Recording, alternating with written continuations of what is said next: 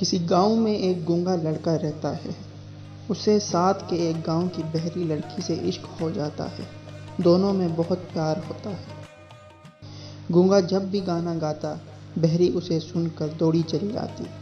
گونگے کی آواز میں اتنا درد تھا کہ بہری کے اسے سن کر آنسو نکل آتے۔ بہری کا ایک اندھا چچا ہوتا ہے۔ وہ ایک دن دونوں کو کھیت میں پیار کی باتیں کرتے ہوئے دیکھ لیتا ہے اور دوڑتا ہوا بہری کے معذور باپ کے پاس جاتا ہے، جس کی ٹانگیں ٹرین کے حادثے میں کٹ چکی ہوتی ہیں۔ جیسے ہی بہری کا باپ یہ سنتا ہے، وہ گھر میں دوڑتا ہوا جاتا ہے اور سائیکل نکالتا ہے۔ باہر جا کر موٹر سائیکل اسٹارٹ کرتا ہے اور کھیتوں کے پاس جا کر گاڑی کو روکتا ہے۔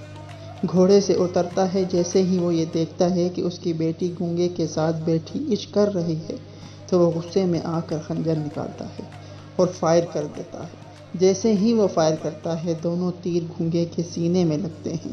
گونگا نیزہ نکال کر کہتا ہے، یہ آخر کس نے کیا؟ گونگے کا خون نکل رہا ہے۔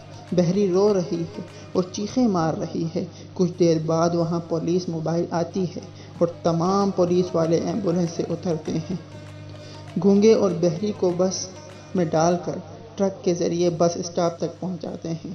وہاں سے ٹرین میں بیٹھ کر ایئرپورٹ تک آتے ہیں۔ وہاں سے پانی کے جہاز میں بیٹھ کر حیدرآباد کے اسپتال آتے ہیں۔ وہاں انجینئر گونگے کی گولیاں نکال دیتے ہیں اور وہ ٹھیک ہو جاتا ہے۔ گونگے اور بہری کی شادی ہو جاتی ہے۔